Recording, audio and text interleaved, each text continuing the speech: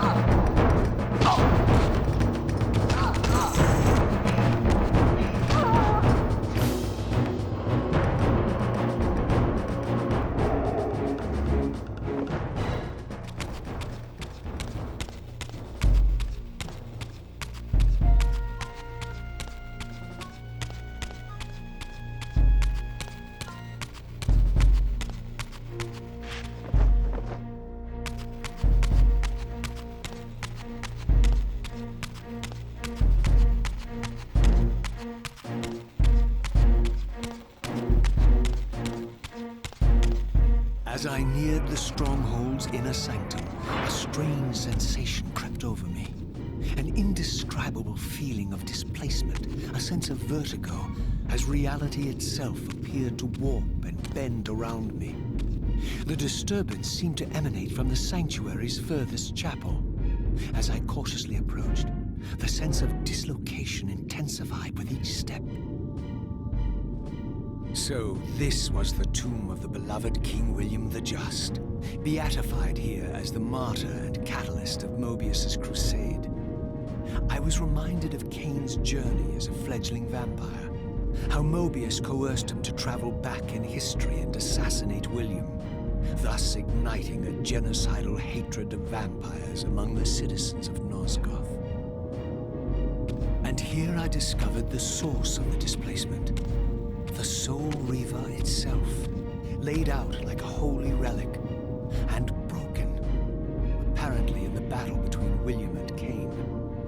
I had not thought such a thing was possible, until, of course, Kain shattered the blade against me when he tried to strike me down. Thus, the captive spirit inhabiting the Reaver was released, and binding itself to me became my symbiotic weapon. And so the Reaver met its former self, still imprisoned in this corporeal shell. I watched, mesmerized, as the Wraith blade uncoiled itself and snaked down the length of the physical blade. Embracing its twin, its mirror self, the Reaver's long dormant spirit was now fully aroused. And for the first time, I felt the true presence of this other entity, willful, ravenous, and deranged from thousands of years of imprisonment. The Reaver was now in command, and I, now merely its helpless host, felt my soul being leached to restore the blade.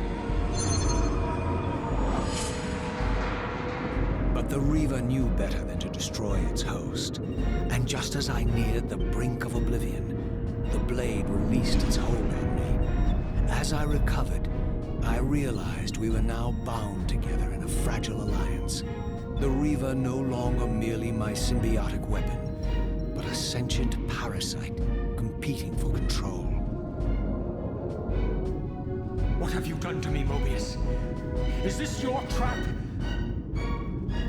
How mine? Don't forget it was Kain who led you here, not I. While you curse me, the only soul in Nosgoth ready to guide and assist you, Kain laughs at our folly and revels in your dismay. These blades, now coiled in sinister embrace, have inspired terror in the hearts of creatures far more durable than you, old man. Bound together as they are, I can only imagine what they could do to your soul's fragile shell. Raziel, I beg you to stay your hand. This was none of my doing. I have sought only to aid you in your righteous quest. Why, you're trembling, Mobius.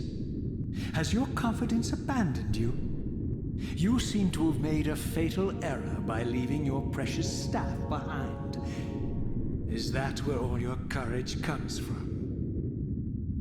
Listen to me, Raziel. You don't know what you're doing.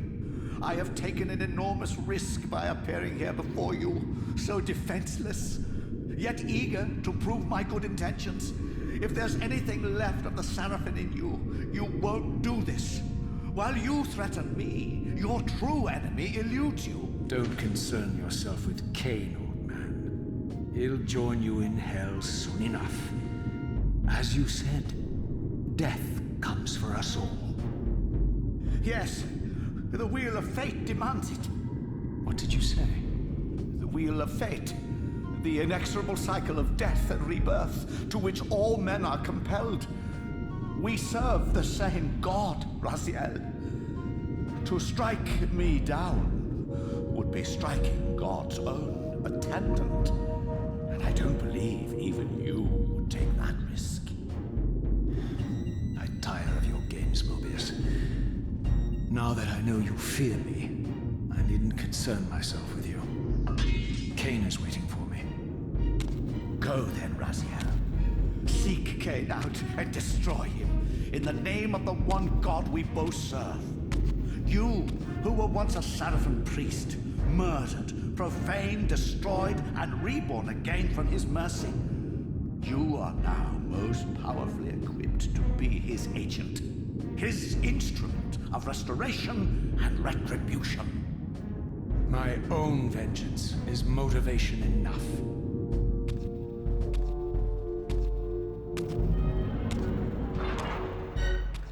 By my soul, you almost had me, my little blue assassin. But that'll be the one and only chance you get. I assure you of that. I could now summon the blade at will, regardless of my strength. But once summoned, the blade's ravenous appetite could not be contained. It devoured the souls of its victims, and if I allowed it to become over-aroused, the Reaver would now turn its hunger on me.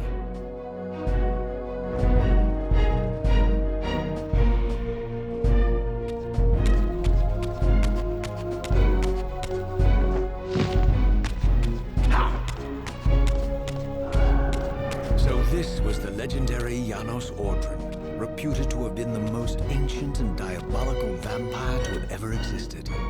According to folklore, he lived high in the cliffs of Nosgoth's northern mountains and preyed mercilessly on the defenseless villagers below.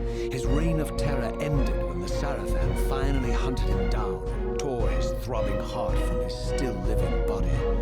This relic came to be known as the Heart of Darkness, and was supposedly imbued with the power to restore vampiric unlife. The Sarafan therefore guarded it carefully, lest the heart fall into the hands of their enemies. But I wondered, could Janos Ordren truly have been as monstrous as depicted here?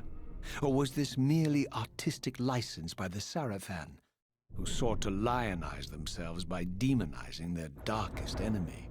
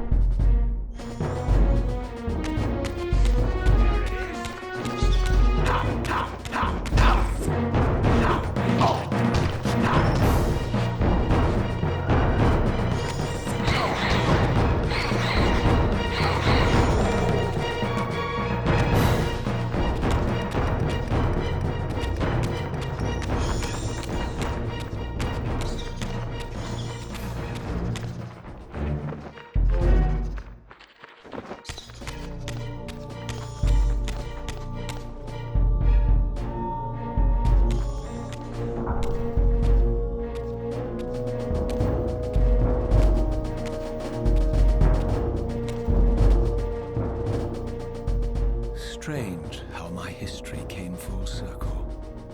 This chapel, I realized, was a memorial to my former Sarafan brethren and myself. All of us martyred here, and then so cruelly profaned by Kain when he imposed his gift on our noble corpses. For the first time, I beheld the image of my Sarafan self, memorialized here among my fallen comrades. It tortured me to see how noble and pure I had been, and what a vile phantasm I had become. And a profound sense of injury, of loss and betrayal welled up in me, so overwhelming I could barely contain it. All I wanted at this moment was to find Kain and destroy him.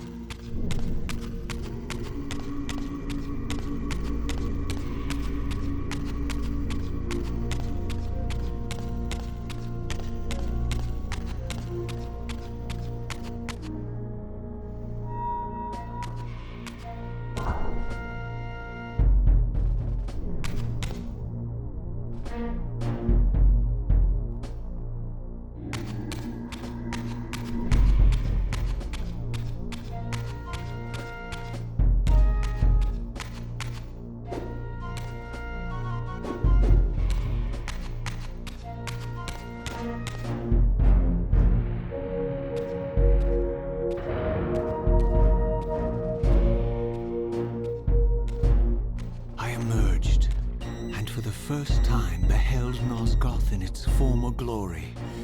The land overflowed with abundant life and vitality. And I knew with certainty then that the world I had left behind was nothing more than the corpse of Nosgoth, a lifeless husk bled dry by the corruption of Kain's parasitic empire. This was the fragile world Kain sacrificed to preserve his own petty life and ambition, heedless of the profound cost. The sight only deepened my resolve. I sensed that the pillars lay to the northwest. If Kain truly waited to confront me there, I would not disappoint him.